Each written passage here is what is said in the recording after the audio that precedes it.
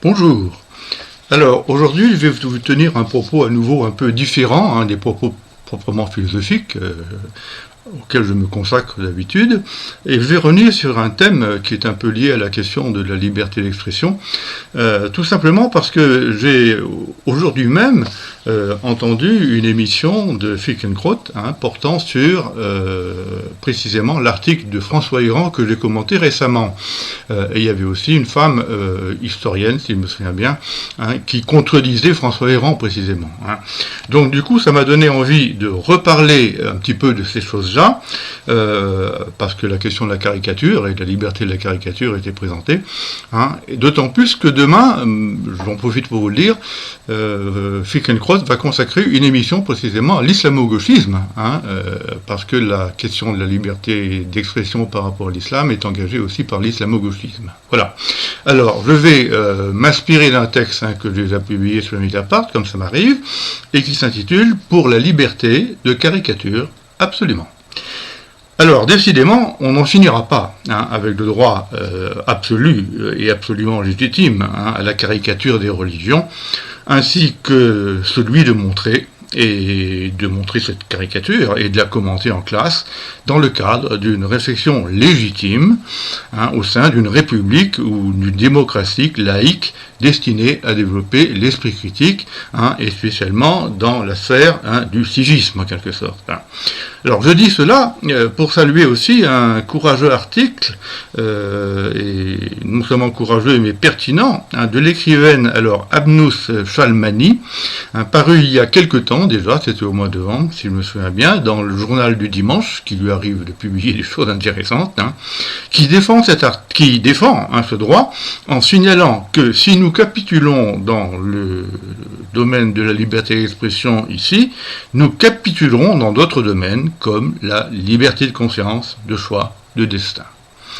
Mais elle a aussi le courage, je vous le dis tout de suite, de s'en prendre à un intellectuel connu, comme Luc Ferry, quelqu'un que j'apprécie d'ailleurs par ailleurs, même si je me suis fâché avec lui à la suite d'une émission de télévision d'il y a à peu près une douzaine d'années, mais elle s'en prend à Luc Ferry parce qu'il dénonce dans les caricatures de Charlie Hebdo une manifestation de pornographie et donc d'indécence. Alors, je vous le dis tout de suite, on l'aurait cru mieux d'inspirer, car, je le répète, il lui arrive de penser juste et de dire des choses exactes. Et tout autant, la jeune femme a le mérite de s'en prendre aussi rétrospectivement. Alors je vous le dis tout de suite, parce qu'on l'a oublié cela, à la manière scandaleuse dont Virginie Despentes, je dis bien Virginie Despentes, écrivaine à la mode et que je n'apprécie guère, j'en profite pour vous le dire, avait exprimé son empathie pour les tueurs de Charlie Hebdo à l'époque, de l'assassinat de certains d'entre eux. Elle avait même parlé de son amour infini pour ces tueurs, dans un article de Libération qu'on a un peu laissé de côté, mais c'était proprement scandaleux et indigne, sans que personne, donc j'y insiste, ne s'en soit vraiment ému à l'époque, et que peu nombreux sont ceux qui le lui reprochent aujourd'hui. L'aura médiatique vous autorise à dire n'importe quoi, et elle aura même, du fait de ses succès littéraires par ailleurs, été intégrée à l'Académie Goncourt, ce qu'il faut faire quand même quand on a dit des choses pareilles.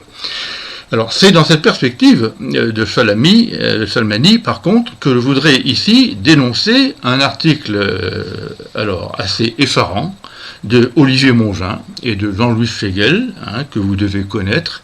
Ce sont d'anciens responsables de la revue Esprit, revue que j'ai appréciée à une certaine époque, ça vous le dis tout de suite, occupant cet article une page entière du Monde, après que ce même journal m'ait refusé une tribune d'Esprit Inverse qui fut acceptée tout de suite par le journal Marianne. J'en profite pour vous le dire, entre Marianne et Le Monde, il y a vraiment un clivage total sur la question de la laïcité. Je vais résumer cet article avant d'indiquer ce que signifie critiquer les religions en les caricaturant selon eux. Il y a d'abord chez eux un mépris inacceptable à l'égard de ceux qui défendent le droit à la caricature, lesquels feraient preuve d'un héroïsme de papier. La formule est deux. Bravo pour ceux qui risquent leur vie, comme Salman Rushdie, quand précisément ils critiquent ou caricaturent l'islam. Mépris accompagnée alors d'ironie, visant ceux qui critiquent les religions au nom de la raison, j'en ai déjà parlé dans une autre émission, et ridiculisant le mot de Voltaire, écrasant l'infâme, mot très connu, tout en le dénaturant implicitement, car écrasons ne signifie pas tuons. Alors que dans l'islam, je vous signale que la haine de l'incroyant va jusqu'au désir et au souhait de le tuer.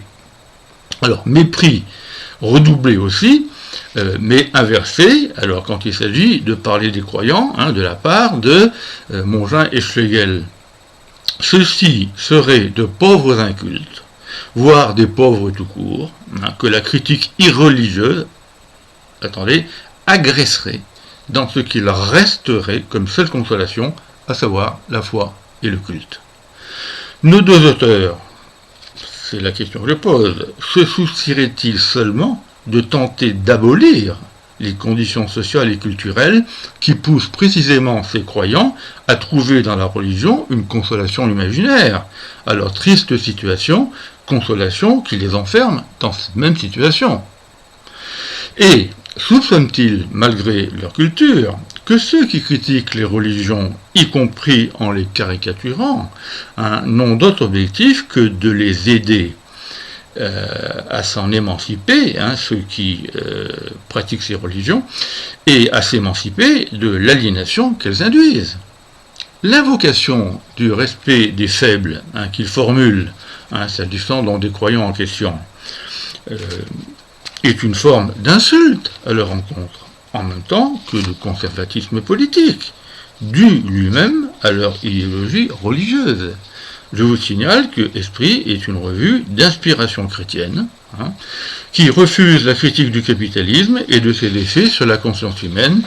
J'ai pu moi-même le constater en étant victime, disons, du refus d'un commentaire d'un de mes livres sur ces problèmes.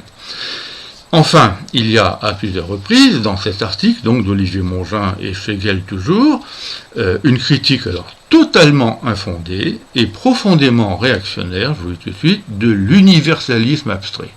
De l'universalisme abstrait. Alors, celui-ci, c'est étonnant, est à la fois vanté, et ils ne peuvent pas ne pas le faire, ils sont républicains, et tout autant et contradictoirement, il est attaqué sous le prétexte qu'il serait potentiellement totalitaire. À nouveau, cette idée, qu'on retrouve dans l'islamo-gauchisme, l'universalisme serait totalitaire. Ils reprennent ici donc une ancienne envahissante, dans une partie de la gauche intellectuelle, dont j'ai déjà parlé, alors, qui est celle du différentialisme, sinon du racialisme, l'apologie de la race tout simplement, sous prétexte de lutter contre le racisme, qui fait de la revendication de l'universel une forme de pensée néocoloniale. Alors, sur cette base, on laisse des pans entiers de la population mondiale s'enfoncer dans leur misère sociale et culturelle, sous prétexte de respecter leurs différences et du soulagement que la religion apporte à leurs différences. Où est la référence aux valeurs universelles de l'esprit, si je puis dire, parce que la revue s'appelle Esprit précisément, dont il se réclame officiellement? Dernière chose, enfin, différente, mais importante dans le débat actuel. La mise en cause, même si c'est à voix feutrée, de l'insulte faite aux croyants que constitueraient les caricatures quand elles sont montrées en public. Je dis bien faites aux croyants. Il ne s'agit pas des croyants, ça ne va pas en parler, il s'agit des croyants. Or, pour m'être renseigné avec précision sur le délit d'insulte, susceptible d'une condamnation juridique, il faut indiquer ceci qui est capital. Ce délit n'existe que quand l'insulte vise les personnes et non leurs idées ou leurs comportements, quand il découle de ces idées, souvent aux pratiques religieuses qui peuvent contredire les lois de la République, et donc à tout ce qui peut, dans ces comportements, contrevenir aux impératifs de la justice. Traduisons ce point par rapport à l'islam et aux musulmans. Dans notre société démocratique, on a parfaitement le droit, non seulement de se moquer de certaines croyances religieuses, en les déconstruisant sur la base de la raison, comme l'ont fait les grands philosophes des Lumières et les penseurs qui ont suivi au XIXe siècle, et j'en ai parlé ici même sur ce blog, quitte à me faire insulter d'ailleurs, parfois, ou critiquer, mais aussi les conduites qu'elles induisent, quand elles sont contraires aux valeurs de notre République. Pour faire bref, et s'agissant de l'islam, il y a, il faut le dire, à nouveau, le répéter, et y insister, y compris en se trouvant d'accord avec quelqu'un comme Macron pour une fois, il y a un fond de violence idéologique à l'égard des infidèles et des incroyants qui est inhérent à l'islam. Et seuls ceux qui n'ont pas lu le Coran peuvent le nier, et ce fond doctrinal explique le comportement meurtrier des islamistes. Or, dénoncer cela avec vigueur et rigueur, c'est les deux qui conviennent, ne relève en rien d'une quelconque insulte faite aux personnes. C'est critiquer des idées et des actes que la raison, morale universelle, et oui, condamne, et les dénoncer dans certains cas, comme lorsqu'ils appellent à la haine ou au meurtre, et qu'ils tombent sous le coup donc de la loi républicaine. Les caricatures, elles, se situent à l'inverse. Elles entendent neutraliser la haine religieuse, elles-mêmes susceptibles de produire de la haine en réaction, et elles veulent nous en distancier. Et ceux qui la provoquent ne méritent que notre pitié, rien d'autre, sauf lorsqu'ils entrent en fait dans le cycle de violence que leur doctrine professe. Ce qui fait apparaître le non-sens, je vous le dis tout de suite, et le danger de ce qu'on appelle le différentialisme à la mode. Il nourrit les conflits interculturels qu'il entend éteindre.